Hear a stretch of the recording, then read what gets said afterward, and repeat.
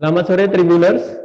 Bertemu lagi dengan saya Daryono dalam Kacamata Hukum edisi Senin 9 November 2020. Kali ini kita akan membincang tentang pentingnya perjanjian sewa kontrak saat menyewa rumah dan kantor. Mengontrak rumah atau kantor itu merupakan hal yang biasa dilakukan oleh masyarakat kita sebelum mereka memiliki rumah ataupun kantor sendiri. Nah, dalam hal kontrak atau sewa ini ada hal penting yang harus diketahui, yakni pentingnya memiliki surat perjanjian sewa atau kontrak. Nah, bagaimana aturan dan juga ketentuan apa yang perlu diperhatikan dalam pembuatan surat sewa perjanjian kontrak ini? Kita akan membahasnya dalam kacamata hukum kali ini. Bersama saya sudah terhubung Ketua Young Lawyer Committee DPC Pradi Surakarta, T. Prianggo Trisaputra, atau yang akrab disapa Mas Angga. Selamat sore Mas Angga. Selamat sore Mas Dar. Apa kabar? Alhamdulillah baik, Mas Angga baik juga ya Mas? Alhamdulillah masih diberikan kesehatan. Ya, baik, amin. Tribuners, sebelum kita membahas lebih lanjut, acara ini disiarkan secara live di YouTube dan Facebook tribunnews.com. Anda bisa berpartisipasi dengan memberikan pertanyaan atau komentar di kolom komentar di Facebook dan YouTube tribunnews.com. Mas Angga, terkait perjanjian sewa dan kontrak ini, seberapa penting sebenarnya perlunya dibuat surat perjanjian sewa atau kontrak saat kita mengontrak atau menyewa rumah? Baik, terima kasih Madar. Ya. Bisa kami pahami. Sebelumnya saya mengucapkan Assalamualaikum warahmatullahi wabarakatuh. Selamat sore bagi semua yang sedang menyaksikan Tribun News, khususnya dalam space kacamata hukum dengan tema yang sangat menarik hari ini. Pentingnya sebuah perjanjian dalam sewa menyewa. Nah, ini sebenarnya sesuatu yang dianggap sepele, suatu perbuatan yang dianggap sepele yang sering bersinggungan dengan masyarakat, namun efeknya ini bisa menjadi sesuatu yang sangat tidak dibayangkan, bisa menjadi saling melakukan eksekusi. Baik, terkait pertanyaan dari Mas Dar, seberapa penting adanya suatu surat perjanjian sewa kontrak? Nah, yang perlu dipahami bersama adalah ketika kita sedang melakukan hubungan hukum dalam hal ini adalah melakukan sewa menyewa, itu tentunya harus dipastikan adanya sebuah perjanjian. Nah, yang menjadi masalah adalah karena kita budaya timur cenderung lebih kepada trust atau kepercayaan. Biasanya hubungan-hubungan ini yang kemudian malah justru menggali potensi untuk saling melakukan gugatan. Nah, terkait seberapa penting, kalau di kacamata hukum sesuai dengan tema ini, artinya perjanjian itu penting. Kenapa penting? Perjanjian inilah yang kemudian menjadi suatu aturan yang disepakati bersama. Nah, terkait perjanjian tersebut, sebenarnya sudah ada suatu pasal yang menentukan atau yang menjadi dasar untuk perjanjian tersebut, yaitu diatur dalam pasal 1320 Kitab Undang-Undang Hukum Perdata. Di situ menyatakan atau di situ mensyaratkan adanya 4 syarat. Yang pertama adalah kesepakatan mereka yang mengikatkan diri. Terus kemudian kecakapan untuk membuat suatu perikatan. Kemudian yang ketiga adalah suatu pokok persoalan tertentu. Terus kemudian yang keempat adalah suatu sebab yang tidak terlarang. Nah, dapat kita jelaskan untuk yang syarat pertama ini adalah kesepakatan mereka yang ingin mengikatkan dirinya. Artinya ada suatu kesepakatan yang ingin diatur oleh kedua belah pihak. Terus kemudian yang kedua terkait kecakapan untuk membuat satu perikatan, karena kita ada di dalam ruang hukum Indonesia, artinya di sini ada kriteria siapa yang dianggap cakap. Artinya cakap dalam hal ini adalah bukan orang yang ada di bawah umur, bukan orang yang sedang dalam kondisi pengampuan. Nah, terus kemudian bukan orang yang sedang mengalami gangguan kejiwaan. Nah, artinya yang membuat perjanjian ini harus benar-benar dalam keadaan sadar, baik sadar secara jasmani maupun rohani. Terus kemudian yang terkait yang syarat yang ketiga, suatu pokok persoalan tertentu. Nah, ini yang menjadi objek. Artinya suatu pokok hal tertentu ini apa yang menjadi pokok perjanjian itu. Misal sewa menyewa, berarti itulah yang akan diperjanjikan. Terus kemudian yang keempat adalah suatu sebab yang tidak terlarang. Nah, ini berkaitan dengan objek tadi, objek perjanjian. Objek perjanjian tadi misal katakan sewa menyewa ruko atau rumah. Artinya yang disewakan ini tidak sedang dalam keadaan sengketa. Itu Mas Dar. Oke. Baik. Jadi tidak ada beberapa kriteria, nanti kita bahas lebih dalam lagi yang sempat disampaikan oleh Mas Angga tadi. Baik Mas Angga, tadi sudah disinggung soal sewa kontrak itu, kalau nggak salah tadi aku lupa nyimak pasalnya, tapi pasal KUHP Perdata ya. Ya. Ini berarti perjanjian sewa kontrak ini hanya diatur dalam perdata sajakah atau bagaimana? Ya, terkait perjanjian itu memang hanya diatur di Kamar Hukum Perdata, karena ini mengikat antara seseorang dengan seseorang, artinya person dengan person. Nah, ini kemudian masuk ke dalam kategori keperdataan. Artinya ini yang melakukan perikatan ini person to person, bukan antara person dengan kelembagaan, bukan dengan kenegaraan. Begitu Mas Dar. Pasalnya pasal berapa aja itu Mas, dan bunyinya seperti apa sih sebenarnya pasal yang mengatur soal perjanjian ini? Oke, pada prinsipnya perjanjian mengikat dan berlaku sebagai undang-undang, kemudian bagi para pihak di dalam perjanjian tersebut ketika pada saat perjanjian tersebut dibuat secara sah. Nah, ini kemudian diatur dalam ketentuan pasal 1338. Saya ulangi, pasal 1338 Kitab Undang-Undang Hukum Perdata. Nah, ini terkait syarat sahnya perjanjian itu sendiri. Antara lain adalah kesepakatan yang seperti yang saya sampaikan di awal tadi. Nah, terkait isi perjanjian ini tidak ada yang mengatur secara spesifik. Artinya tidak ada aturan baku terkait apa sih yang harus ada dalam perjanjian tersebut. Nah, kadang juga ada orang yang menyatakan bahwasanya perjanjian itu tidak sah jika tidak ada meterai.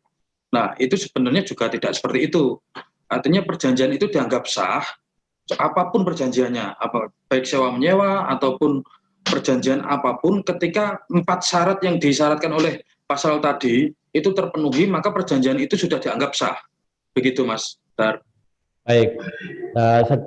Di pasal berapa 338 ya tadi KUHP Perdata itu intinya mengatur soal persyaratannya ya. Kalau isinya bisa tidak diatur secara spesifik ya. Tidak diatur secara spesifik.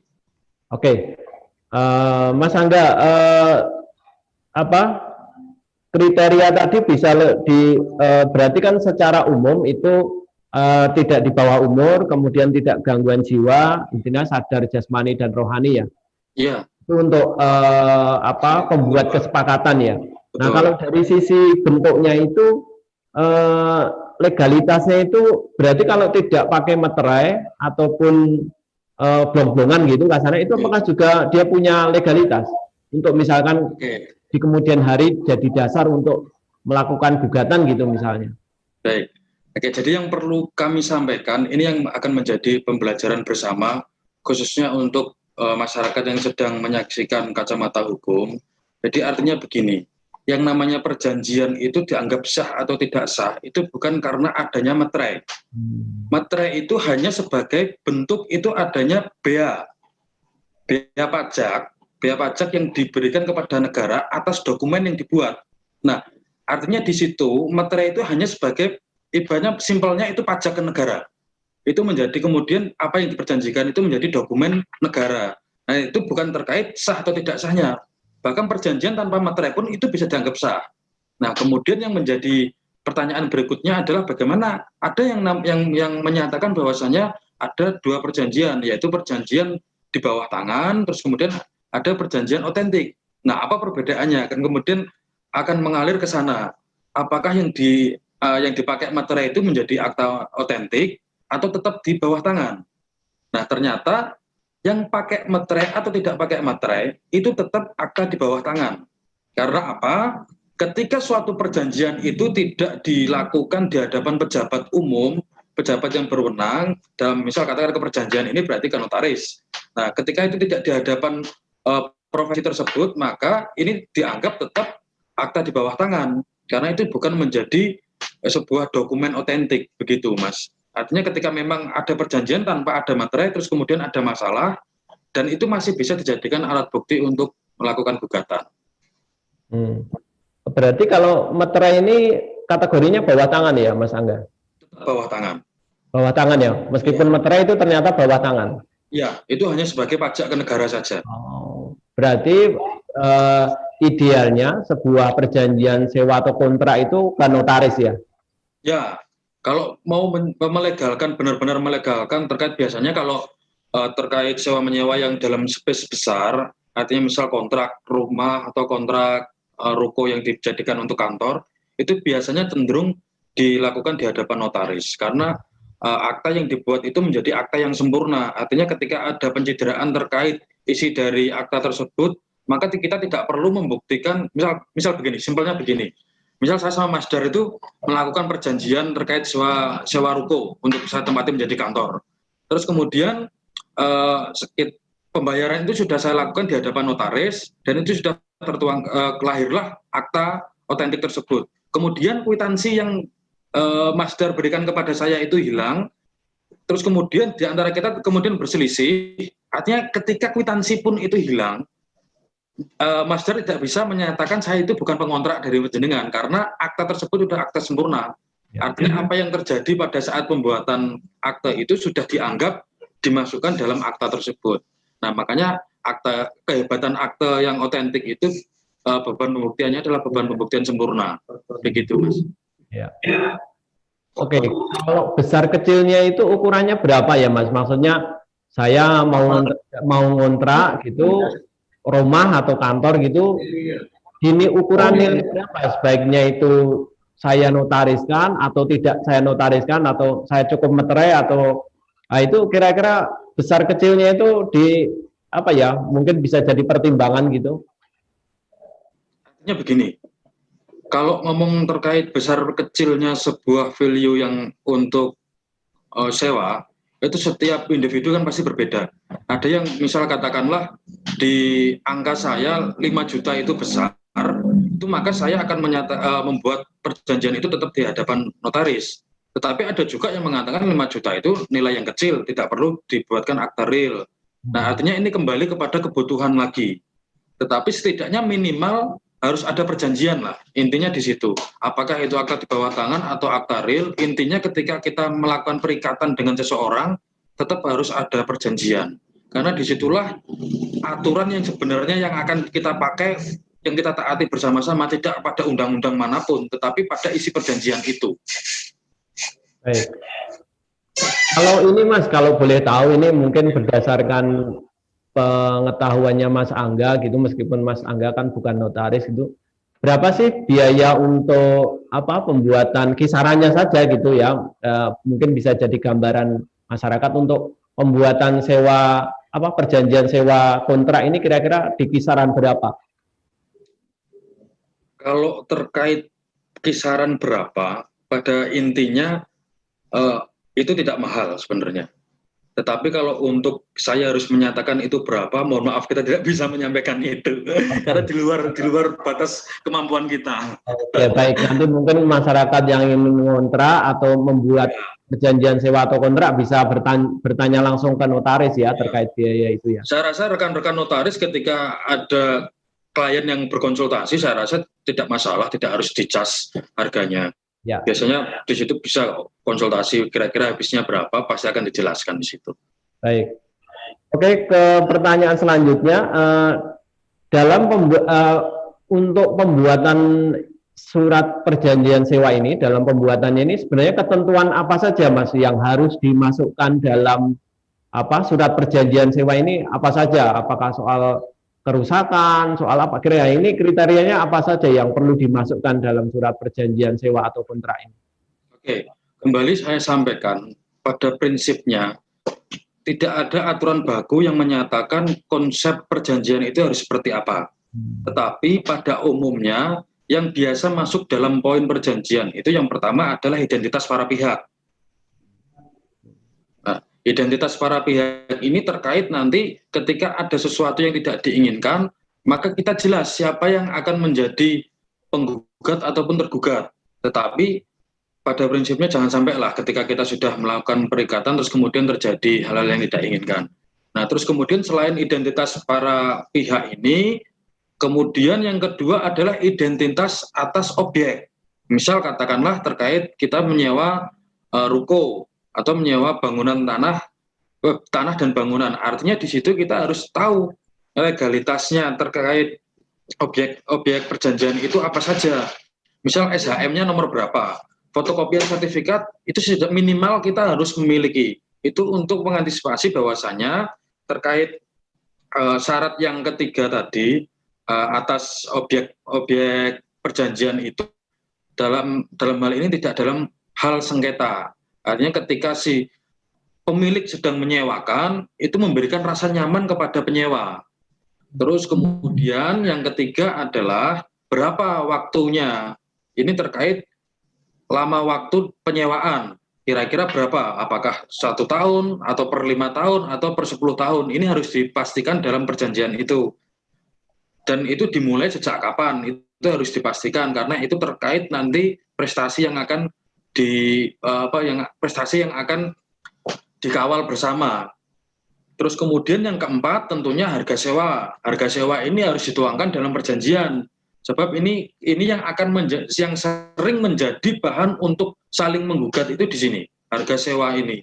Yang dulunya misal katakanlah ketika perjanjian itu tidak tertulis, tahun pertama itu katakanlah per tahun cuma 4 juta. Kemudian tahun kedua naik menjadi 8 juta. Nah padahal itu 8 juta itu diketahui ketika sudah akhir tahun kedua. Nah ini kemudian menjadi masalah ketika tidak diperjanjikan.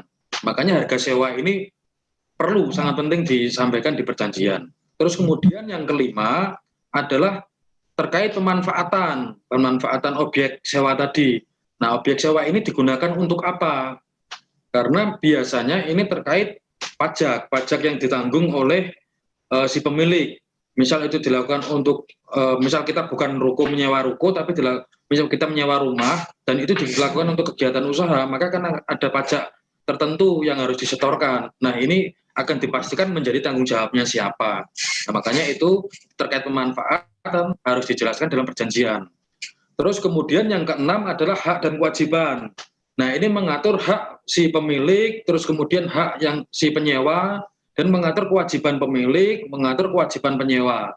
Ini sangat penting karena ini yang menjadi pegangan awal, pegangan paling utama terkait penyewaan dan kepemilikan. Artinya hak dan kewajiban ini tidak boleh dilanggar oleh kedua belah pihak ketika sudah diperjanjikan. Terus yang berikutnya adalah yang ketujuh, itu terkait kerusakan atau bencana alam. Ini biasanya masuk ke force majeure. Nah ini biasanya dicantumkan apa yang menjadi keadaan tidak menjadi tanggung jawab bersama, apa yang menjadi tanggung jawab bersama itu ditentukan di dalam kerusakan dan bencana alam atau sering biasa dikenal dengan force majeure. Terus kemudian yang kedelapan adalah syarat ketika ada pemutusan hubungan. Artinya belum selesai kontrak, terus kemudian bisa di-cut waktu-waktu, ini harus diatur. Karena ada satu perkara yang sedang kita tangani juga, ini dalam proses belum selesai sewa, tetapi harus dimanfaatkan. Nah, ini kemudian menjadi perkara yang harus diselesaikan di pengadilan. Nah, makanya pentingnya kapan harus ada pemutusan dan apa syarat ketika pemutusan itu boleh. Itu harus dimasukkan. Kira-kira 8 poin itu, Mas, yang dapat kita sampaikan.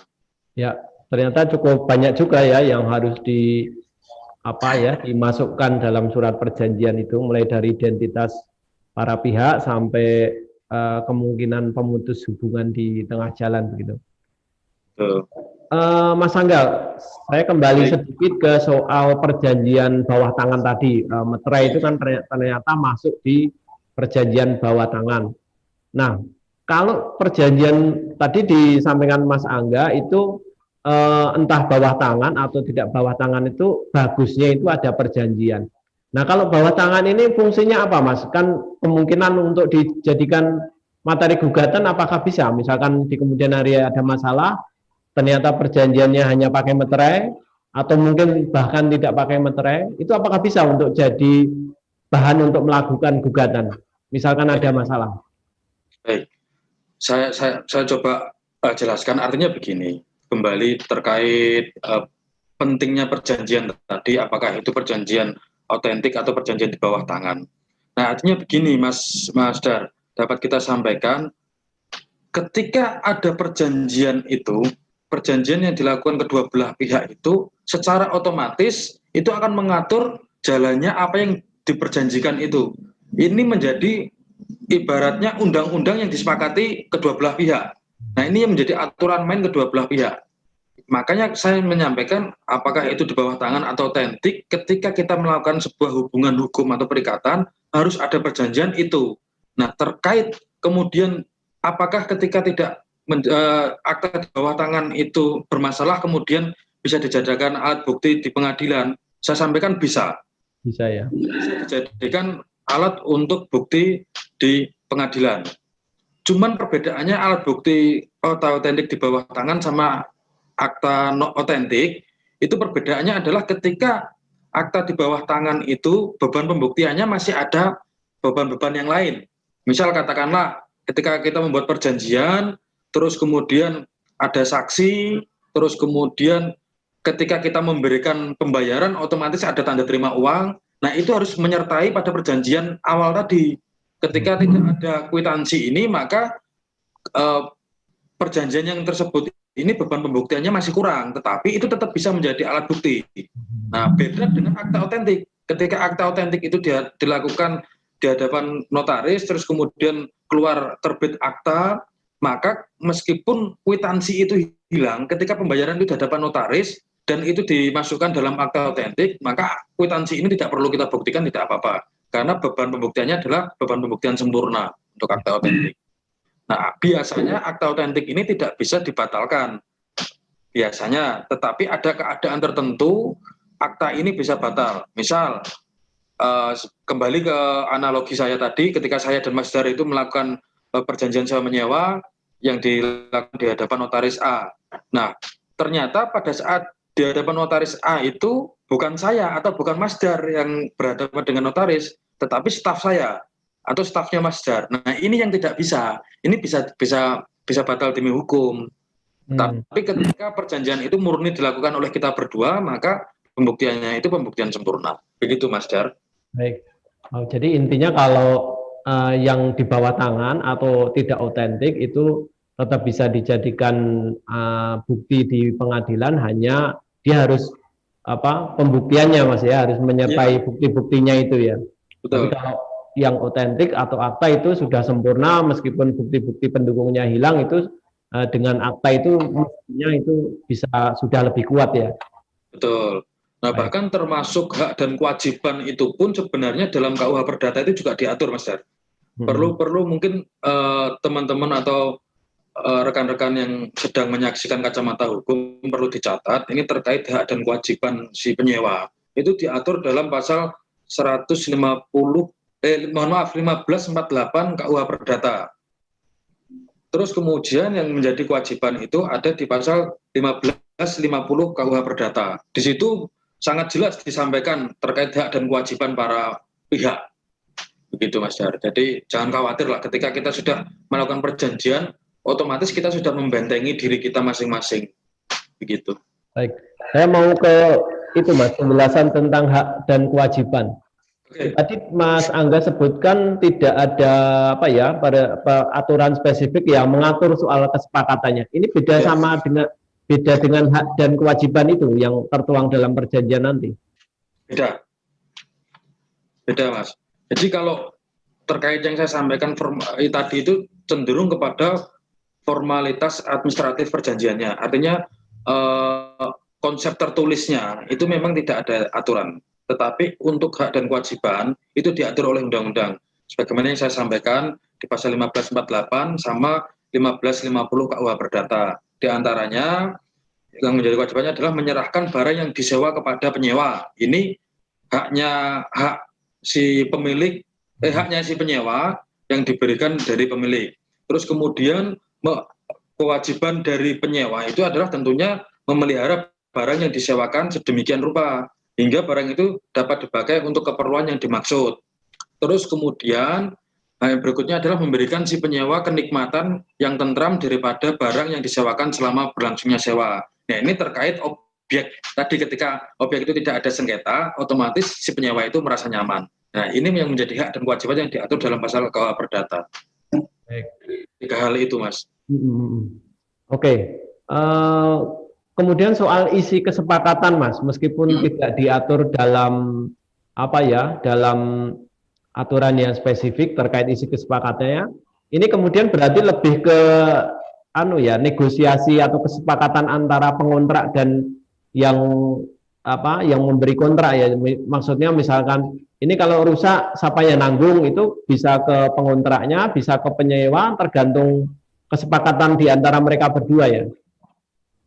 Jadi prinsipnya begini Mas, sebenarnya terkait ketika kita menyalakan penyewaan rumah atau penyewaan kontrak bangunan, terus kemudian di tengah jalan ada kerusakan yang timbul atas bangunan tersebut. Ini sebenarnya ketika tidak diperjanjikan siapa yang menjadi beban yang harus melakukan reparasi atau melakukan pembaruan terkait kerusakan itu tadi, maka kita harus tunduk pada pasal 1564 KUH Perdata. Nah, itu menyatakan bahwasanya ketika pada saat atau pertanggungjawaban atas kerusakan yang timbul pada waktu sewa berjalan, hal ini menjadi ketentuan dari pemilik, itu menjadi tanggung jawab daripada si penyewa ketika itu dalam posisi penyewaan.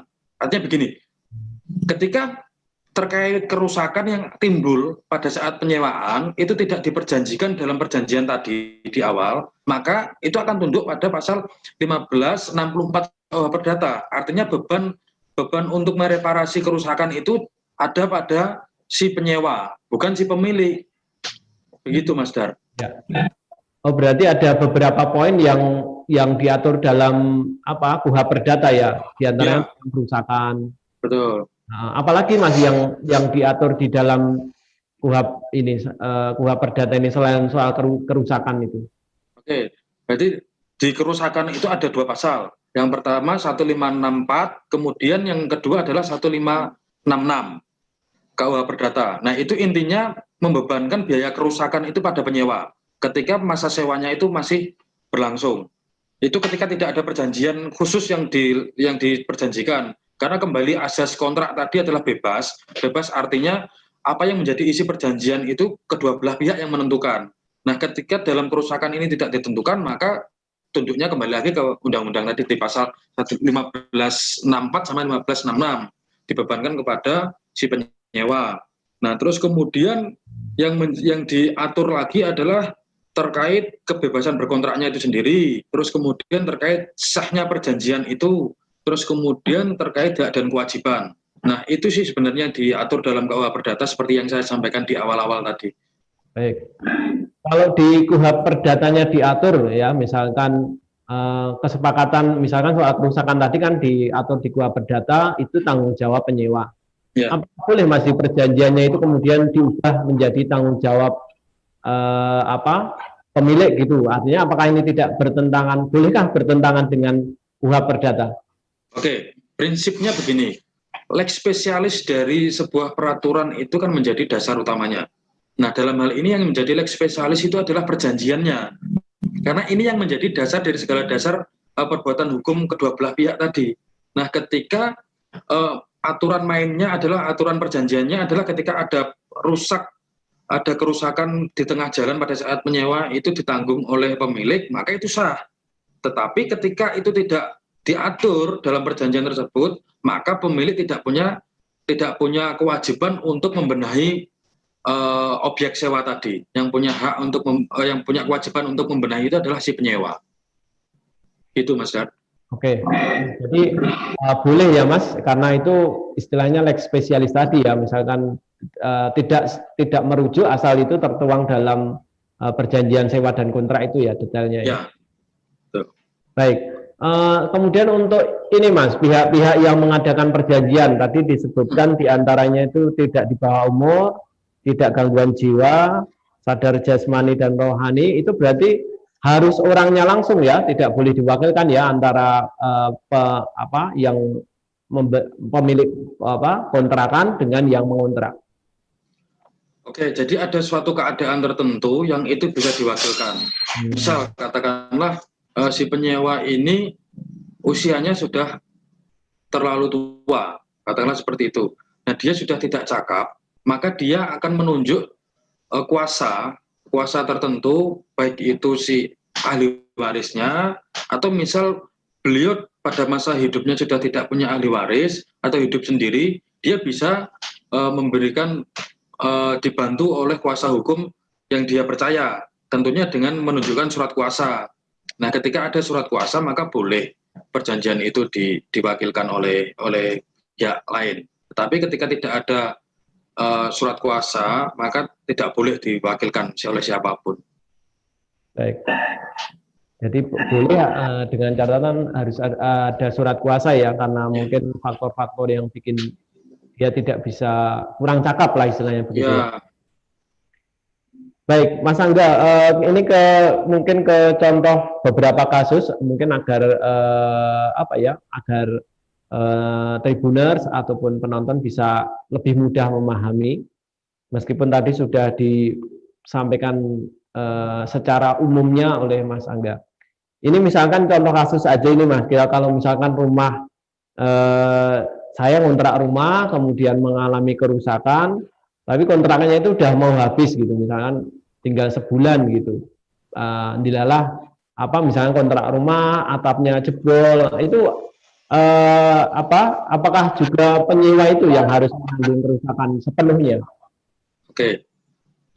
Mau itu kerusakannya di awal atau kerusakannya di akhir, ketika perjanjian itu sudah dilakukan dan itu tidak diperjanjikan dalam perjanjian siapa yang menjadi beban untuk membenahi rumah tersebut, maka itu sebenarnya tanggung jawab si penyewa. Karena kembali kepada azas dalam hak dan kewajiban yang ditentukan dalam pasal 1550 tadi, itu terkait dia harus merawat, memelihara barang yang disewakan sedemikian hingga barang itu dapat dipakai untuk keperluan yang dimaksud. Nah, misal dalam ilustrasi yang diberikan Mas Dar tadi, misal di akhir masa sewa atapnya itu roboh. Nah, artinya patut kita terjemahkan bahwasanya selama mengontrak bangunan tersebut, si penyewa itu tidak memberikan perawatan dengan baik, tidak melakukan checking. Nah, itu yang kemudian menjadi beban pemeliharaan itu dibebankan kepada penyewa. Begitu Mas Syar. Baik. Kemudian ini contoh lagi gitu, kalau saya mengubah bangunan ya, rumah ataupun kantor yang saya kontrak, itu apakah boleh? Nah, kalau misalkan boleh, kemudian apakah saya juga harus mengembalikan seperti semula gitu? Oke. Secara prinsip itu tidak diatur dalam KUH Perdata. Tidak ada aturan apapun yang mengatur terkait perubahan bangunan, perubahan bentuk fisik maupun bentuk apapun terkait objek sewa. Tetapi itu bisa diperjanjikan. Bisa diperjanjikan dalam artian, misal saya menyewa sebuah bangunan yang nantinya akan saya bikin kantor. Nah, kemudian saya kan harus ada kesepakatan tertentu dengan si pemilik. Misal tampilan depan itu harus saya branding pakai nama saya. Nah, itu kan sudah termasuk merubah bentuk. Nah, ketika itu diperbolehkan oleh si pemilik atau si pemunya hak atas tanah tersebut atau objek tersebut, maka tidak masalah itu dilakukan perubahan. Tetapi ketika itu tidak diperbolehkan oleh si pemilik, maka ini akan menjadi pelanggaran. Masuknya nanti ke ranah pidana, pengerusakan nanti masuknya. Begitu Mas Dar. Baik. Kemudian kalau soal hal-hal yang tidak diinginkan, force majeure misalkan kebakaran, gempa, itu idealnya seperti apa? Meskipun bisa jadi kesepakatan ya, tapi idealnya dalam perjanjian itu apakah ditanggung bersama ataukah salah satu pihak begitu atau bagaimana, Mas Angga? Oke, berarti terkait force majeure itu harus benar-benar kita kaji dulu. Pengajiannya misal begini, misal katakanlah dalam keadaan kebakaran. Misal kita sedang melakukan sewa rumah atau sewa ruko, terus kemudian itu kebakaran. Nah, kebakaran ini diakibatkan karena memang faktor alam atau karena kelalaian. Nah, ketika ini faktor kelalaian, tentunya yang membuat lalai itulah yang bertanggung jawab. Misal ketika saya menyewa, terus kemudian saya membuat kopi dengan menggunakan kompor gas. Nah, ternyata saya lupa mematikan kompor tersebut dan akhirnya gas itu meledak, membuat kebakaran ruko. Tentunya yang harus bertanggung jawab atas kerusakan itu adalah saya, meskipun kebakaran itu dimasukkan dalam force majeure. Nah, artinya tidak semua force majeure itu bisa dijadikan acuan untuk membebaskan dari kewajiban. Kembali lagi kita harus meneliti atas kerusakan tersebut, atas force majeure yang terjadi itu akibat kelalaian person atau memang murni dari bencana. Nah, kalau memang itu bencana, maka itu tidak bisa dipertanggungjawabkan oleh kedua belah pihak. Begitu, Mas Dar. Jadi lihat dulu seperti apa ya, harus lebih detail ya isi daripada ketentuan tentang force majeure itu. Iya. Baik, ini kemudian selanjutnya kalau ada konflik antara yang mengontrak dengan orang yang menyediakan kontrakan, nah, tapi sewa kontraknya itu belum berakhir. Nah, itu idealnya penyelesaiannya seperti apa, Mas Angga? Misalkan ada ketentuan-ketentuan yang ternyata timbul tidak diatur dan timbul di perjalanan kontrak itu. Oke, jadi prinsipnya bukan begini. Ketika itu diatur dalam perjanjian, maka biasanya dalam perjanjian itu kan akan mengatur juga terkait ketika ada permasalahan, maka akan diselesaikan secara musyawarah dan mufakat. Biasanya kan seperti itu. Dan ketika musyawarah dan mufakat itu tidak terpenuhi, maka kedua belah pihak sepakat untuk menunjuk kepanitraan mana domisili hukum. Ini terkait domisili hukum mengajukan gugatan di mana. Katakanlah kepanitraan hukum Pengadilan Negeri Surakarta. Maka ketika ada permasalahan hukum itu, yang berwenang untuk mengadili, memeriksa, dan memutus, itu adalah Pengadilan Negeri Surakarta. Tidak Sukoharjo, tidak Sragen, tidak Karanganyar. Meskipun si pemilik sedang berdomisili di Sragen, misal katakanlah seperti itu. Tetapi harus tunduk pada isi perjanjian. Nah, prinsipnya artinya ketika kita melihat itu, maka ada dua model yang bisa menjadikan kerangka untuk mengatasi perselisihan itu. Yang pertama adalah non-litigasi, artinya itu penyelesaian sengketa di luar pengadilan. Terus yang kedua adalah litigasi. Nah, non-litigasi ini biasanya ketika kedua belah pihak masih bisa berdamai, masih bisa diperhitungkan dalam menyelesaikan perkara tersebut, musyawarah itu bisa tersampaikan, bisa terjadi kesepakatan. Tetapi ketika musyawarah kesepakatan itu tidak tersampaikan, tentunya nanti tetap masuk ke ranah litigasi atau peradilan. Nah, di peradilan itu pun tetap nanti akan diupayakan mediasi sebagaimana perma yang peraturan Mahkamah Agung itu yang menjadi ketentuan wajib ketika semua perkara perdata yang masuk dalam pengadilan itu wajib diadakan mediasi. Itu, Mas. Artinya meskipun di peradilan nanti tetap kita akan dilakukan mediasi. Ini sebenarnya untuk menghindari konflik berkepanjangan.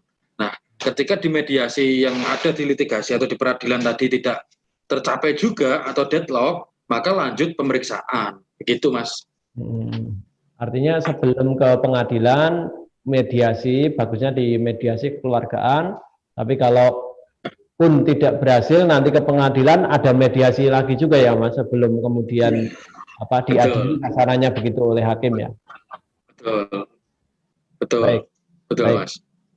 Mas Angga, kalau terkait ini perubahan kontrak di tengah jalan, itu apakah memungkinkan dan apakah juga harus kesepakatan ulang saja kalau di bawah tangan otentik non otentik tadi, atau dan juga ke notaris kalau misalkan itu otentik? Oke. Biasanya kalau akta real yang dibuat di hadapan notaris itu pasti akan mengandung unsur adendum. Adendum itu pasti akan disampaikan di dalam akta tersebut. Tetapi banyak masyarakat umum sekarang yang sudah cerdas semua, ketika membuat perjanjian, adendum itu pun juga dimasukkan meskipun itu di bawah tangan. Nah, artinya ketika ada kesepakatan yang belum tertuang dalam perjanjian tersebut, maka masih boleh diadakan pembaruan sepanjang itu disepakati bersama. Begitu, Mas. Tetap boleh diadakan pembaruan perjanjian, itu boleh. Baik. Memungkinkan ya, karena juga mungkin diatur dalam adendum perjanjian itu. Baik, mungkin ini kalau contoh-contoh kasus yang ditangani Mas Angga ataupun di Solo gitu terkait sewa kontrak ini apa saja, Mas? Mungkin yang pernah ditangani dan mungkin endingnya seperti apa? Mungkin apakah sudah ada yang sampai ke putusan gitu kalau dibawa ke jalur hukum? Baik, terima kasih. Jadi ini kebetulan tema yang kita angkat hari ini itu tepat dengan apa yang sedang kita tangani. Artinya dalam hal ini kita sedang menangani di kedua sisi. Artinya kedua sisi dalam artian ada perkara yang sedang kita tangani itu kita sebagai kuasa hukum dari penyewa. Ada juga satu yang kita menjadi kuasa hukumnya si pemilik. Nah, artinya di sini kita bisa ada satu hal yang dapat kita sampaikan menjadi pembelajaran bersama nantinya terkait perkara yang kita alami ini, yang kita tangani ini. Yang pertama, ini ada satu perkara yang unik juga. Ini kebetulan sudah diputus di Pengadilan Negeri Surakarta juga. Mohon maaf, tetapi identitasnya ini tidak bisa kita sampaikan karena politik. Tapi artinya garis besarnya begini. Ada sebuah bangunan yang digunakan untuk kegiatan usaha. Terus kemudian di tengah jalan kontrak itu dianggap batal karena tidak ada pembayaran. Nah, padahal fakta hukumnya ini kita di posisi kuasa hukum si penyewa. Padahal fakta hukumnya penyewa itu sudah melakukan pembayaran cash dan tunai di hadapan notaris. Dan itu ada akta notarilnya. Artinya perjanjiannya tidak di bawah tangan. Nah, itu kemudian di tengah jalan si penyewa ini digugat oleh pemilik. Dasarnya adalah gugatannya wan prestasi. Dari versinya si pemilik bangunan tadi, dia menganggap bahwasannya pembayaran itu tidak pernah terjadi. Atau pembayaran itu hanya terjadi sebagian. Memang secara real, karena ini penggugatnya tidak hanya satu orang, ternyata pemilikan rumah itu tidak satu orang, tetapi masih 4 orang. Dan itu keluarga semua, kakak beradik. Nah, itu masih harta warisan yang sebenarnya secara lisan sudah dipecah, tetapi secara otentik belum. Nah, ini yang kemudian menjadi pembelajaran pertama. Sesuatu yang harus dikatakan harus bebas dari sengketa itu seperti ini. Nah, endingnya akan menjadi perkara yang seperti yang kita tangani ini. Nah, kemudian lanjut ke ceritanya, akhirnya satu sisi memang benar ketika tergugat 2 pada saat itu menyatakan bahwasannya dia tidak menerima uang. Iya benar, karena sewanya klien kita itu pada pemilik 1, penggugat pertama. Nah, tetapi pada saat pelunasan sewa itu semuanya hadir, dan itulah dibuatkan akta notarilnya. Nah, akhirnya disitulah akhirnya si penggugat tadi gugatannya ditolak karena unsur dewan prestasinya itu tidak terpenuhi karena adanya akta real tadi tanpa membuktikan beban pembayaran di awal. Otomatis ketika sudah dibayarkan di hadapan notaris dan kemudian terbit akta dan semua pihak tanda tangan di situ dan menyaksikan dan hadir, maka dianggap semuanya paham. Nah, akhirnya untuk yang di Surakarta ini kemudian putusannya itu dimenangkan kepada si penyewa. Nah, terus untuk di sisi berikutnya kita di kuasa hukum si pemilik lahan, ini ada juga yang menarik dan ini kebetulan sedang berjalan di Pengadilan Negeri Sragen. Nah, ini terkait penyewaan bangunan juga, bangunan yang dimanfaatkan untuk usaha. Nah, kebetulan usaha tersebut kemudian dilalui oleh program pemerintah, yang tidak bisa saya sampaikan programnya itu apa.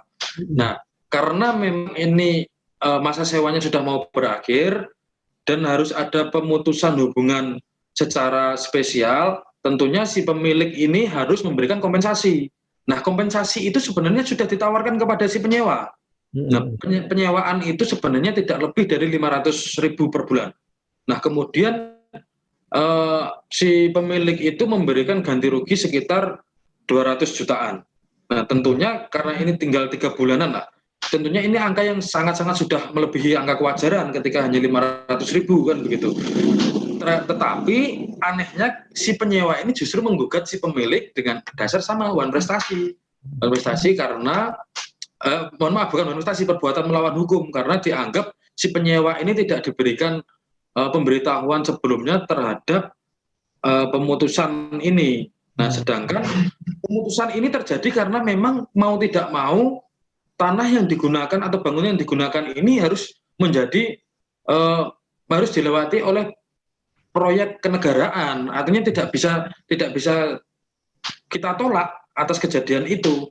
Nah, sebagai bentuk kompensasi atas pemutusan kontrak sebelah ini, si klien kami sudah memberikan kompensasi, tapi itu pun juga tidak diindahkan. Akhirnya masuklah ke peradilan negeri. Nah, artinya begini, yang dapat kita sampaikan di sini adalah intinya perjanjian itu tidak diatur, isi perjanjian itu tidak diatur oleh produk pasal atau undang-undang. Artinya kontrak itu bebas, diberikan hak kebebasan. Tetapi ingat, ada pasal-pasal tertentu yang bisa dijadikan sebagai pedoman tentang syarat sahnya perjanjian. Seperti 1320 tadi, terus kemudian dilanjutkan ke 1866, terus kemudian terkait hak itu tadi ada di pasal 1550, terus kemudian dilanjutkan lagi terkait pasal-pasal yang mengikat, terus kemudian terkait hak dan kewajiban ketika ada kerusakan tadi jatuh kepada siapa, ditentukan oleh siapa, itu pahami. Itu semuanya ada di KUH Perdata. Ketika memang membuat perjanjian, tidak harus akte real, meskipun sebaiknya harus ada akta real, tetapi ketika memang di kapasitas yang kita hadapi pada saat melakukan perjanjian kontrak itu tidak terlalu urgensi untuk dibuatkan akta real, setidaknya perjanjian di bawah tangan tidak masalah. Yang jelas pelajari dulu apa yang ada di KUH Perdata, nah itu sangat lengkap, itu mengatur terkait hak dan kewajiban dan lain-lain. Terkait isinya nanti mau dibuat seperti apa, tergantung pada kesepakatan bersama. Gitu Mas Jar. Di kasus yang pertama tadi, yang 4 orang itu waktu membuat perjanjian juga hadir juga, Mas. Yang empat tadi yang yang mengontrakkan itu. Hadir. Di hadapan notaris keempat-empatnya hadir. Nah, cuman yang jadi masalah, kenapa si tergugat lain selain penggugat pertama, penggugat yang lain itu melakukan gugatan terkait dengan prestasi itu, karena memang hubungan sewa menyewa ini sebenarnya adalah bagian daripada penggugat pertama. Nah, nakalnya di sini adalah penggugat pertama itu tidak mungkin atau patut diduga dia tidak menjelaskan kepada penggugat yang lain. Nah, artinya ketika pembagian terkait biaya sewa itu tadi tidak rata. Nah, itulah mungkin yang menjadi dasar para penggugat tadi melakukan gugatan. Baik. Oke. Mas Angga, kalau ini soal ke proses hukumnya gitu ya, misalkan sudah dilakukan, misalkan saya sudah kasih DP saya mau ngontrak rumah atau kantor, saya sudah kasih DP, tapi ternyata kemudian yang pemilik kontrakan itu tidak menepati janji. Nah, kalau saya membawa ini ke proses hukum, ini berarti ke perdata ya, bukan pidana ya, atau pidana? Ini yang mana? Oke, jadi harus yang bisa untuk patokan membedakan ini masuk ke perdata atau pidana. Jadi begini, ketika sudah ada perjanjian, maka masuknya ke perdataan. Tetapi ketika belum ada perjanjian dalam artian tertulis, perjanjian itu belum, maka ini bisa masuk ke ranah pidana. Nah, yang jadi pertanyaan, apakah DP tadi itu sudah menjadi kesepakatan bersama? Ketika sudah menjadi kesepakatan bersama, misal, Mas Dar, saya mau menyewa rukonya panjenengan. Nah, untuk sebagai tanda jadi, saya akan memberikan pembayaran di muka itu sebesar 50%. Nah, nanti bulan depan ketika saya menempati ruko ini, maka pelunasan itu akan saya lakukan dan kemudian perjanjian itu kita lakukan.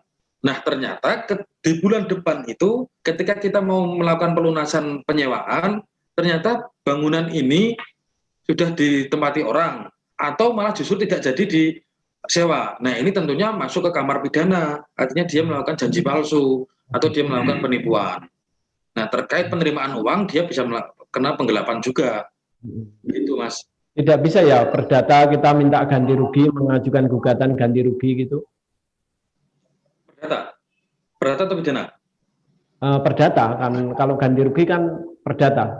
Oke, nah ini yang kemudian di kacamata kami, kacamata hukum para pengacara, itu banyak yang mengatakan ketika suatu perjanjian hubungan keperdataan, ketika masuk ke pidana, maka kewajiban keperdataannya itu hilang. Nah, itu sebenarnya tidak, itu hanya mitos. Mitos. Karena begini, masih ada satu celah, ketika pidana itu terbukti, maka kita tetap bisa melakukan ganti rugi. Mengajukan permohonan ganti rugi itu bisa dengan cara satu, misal kita tetap melakukan gugatan keperdataan, perbuatan melawan hukum. Nah, melawan hukumnya ini dibuktikan dengan putusan pidananya. Nah, ketika putusan pidananya yang sudah ingkrah, maka ini juga akan menjadi pembuktian yang sempurna atas perbuatan melawan hukumnya dia. Nah, disitulah nanti kerugian keperdataan bisa dimintakan. Nah, artinya tidak 100% benar ketika ada perjanjian hutang piutang, katakanlah seperti itu, dilaporkan, dan yang punya hutang itu sudah menjalani hukuman, kemudian kewajibannya dia selesai. Tidak. Ketika memang itu mencakupi batas terkait gugatan, maka boleh. Bahkan sekarang negara lebih efisien sih, ada gugatan sederhana. Nah, itu ada nilai limit di bawah 500 juta yang bisa dilakukan acara singkat. Gitu, Mas. Oh, begitu ya. Karena kan kadang-kadang kan orang yang misalkan saya sudah bayar DP 20 juta gitu, ternyata yang membawa DP ini pergi gitu misalkan. Nah, saya kan mungkin pengennya uang kembali gitu ya, meskipun dia dihukum, tapi kalau uang tidak kembali kan itu mungkin bagi sebagian orang kan rugi gitu. Jadi makanya dia inginnya ganti rugi itu biar uangnya kembali setidaknya begitu. Artinya tetap memungkinkan ya, pidanya masuk, perdatanya juga tetap bisa dapat ya. Betul. Nah, sebenarnya masyarakat umum di luar praktisi hukum sudah paham. Sudah paham seperti ini, Mas Daryono, Mas Dar menyatakan bahwasannya ini kan ada kerugian. Nah, kerugian inilah yang masuk di ruang perdata. Nah, ini yang menjadi salah satu syarat perbuatan melawan hukum. Salah satunya adalah perbuatan yang dilakukan oleh pihak itu merugikan pihak lainnya. Nah, itulah yang bisa dijadikan dasar untuk mengajukan gugatan perlawanan perbuatan melawan hukum. Nah, itu nanti bisa diajukan kerugiannya itu. Oke, terima kasih Mas Angga atas penjelasannya cukup lengkap dan komplit.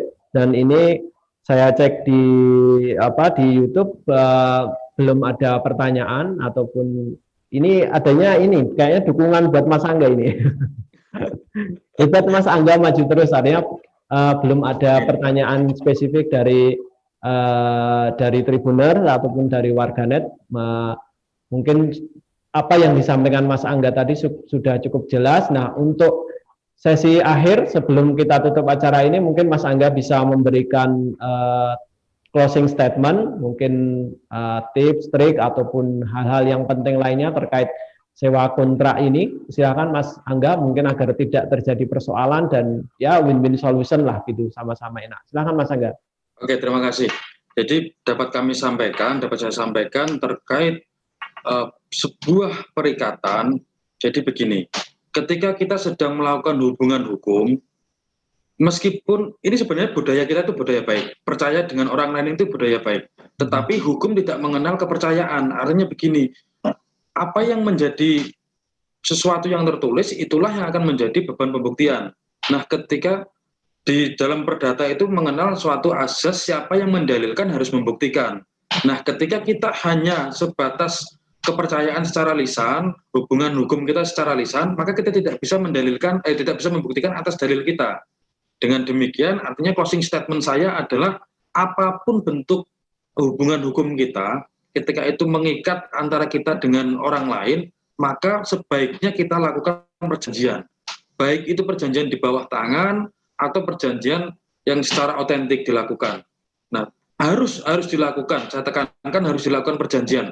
Baik itu kepada saudara, baik itu kepada teman, baik itu kepada siapapun, pasti nantinya akan berujung pada suatu permasalahan hukum ketika tidak ada perjanjian di situ, perjanjian tertulis. Untuk itu saya sarankan bagi siapapun yang melihat atau sedang mengikuti kacamata hukum ini, hari ini, besok, atau mungkin bulan depan ketika sedang mencari di mesin pencarian, di kanal-kanal media online, kemudian menemukan ini, saya menyarankan apapun yang akan dilakukan oleh para pihak, tuangkan dalam sebuah bentuk perjanjian. Baik itu perjanjian di bawah tangan ataupun otentik. Nah, kemudian ketika dari perjanjian itu kemudian melahirkan sebuah pro dan kontra yang kemudian cenderung kepada perselisihan hukum, maka saran saya fokuskan kepada titik mediasi. Jangan perjanjian ini kan dibuat oleh dua pihak yang berkepentingannya sama. Nah, mediasi ini harusnya juga dilakukan dua orang ini. jangan melibatkan orang lain dulu, karena yang tahu isi perjanjian itu hanyalah pihak, misalkan dalam penyewaan ini adalah si penyewa sama pemilik, jangan melibatkan orang lain dulu. Nah, biasanya ketika melibatkan orang lain, inilah yang akan menjadi beban-beban baru. Ada masukan-masukan yang tidak terlalu strategis di situ. Kalau bisa dimaksimalkan di mediasi, maksimalkan. Nah, ketika memang tidak bisa, langkah terakhir ya litigasi itu tadi. Demikian yang dapat kita sampaikan terkait closing statement. Mudah-mudahan saya berharap mudah-mudahan kacamata hukum ini memberikan sedikit atau paling tidak rambu-rambu ketika membuat perjanjian, ketika sedang melakukan sewa atau kontrak, tetap harus ada perjanjiannya. Dan kacamata hukum ini bisa menjadi salah satu referensinya. Demikian Mas Jar, terima kasih. Baik, menarik sekali poinnya adalah bikinlah perjanjian sewa atau kontrak meskipun itu Anda sudah percaya dengan orang yang mengontrak ataupun yang memberi kontrak, tapi poinnya adalah buatlah perjanjian entah itu otentik ataupun non otentik. Baik, terima kasih Mas Angga atas waktunya, atas penjelasannya, sudah cukup lengkap dan menarik. Terima kasih sekali. Sama-sama Mas Jar, semoga bermanfaat. Ya, amin. Demikian tadi Tribuners perbincangan saya dengan T. Prianggo Trisaputra atau akrab disapa Mas Angga, Ketua Young Lawyer Committee DPC Peradi Solo, tentang pentingnya perjanjian sewa kontrak saat kita menyewa rumah ataupun kantor.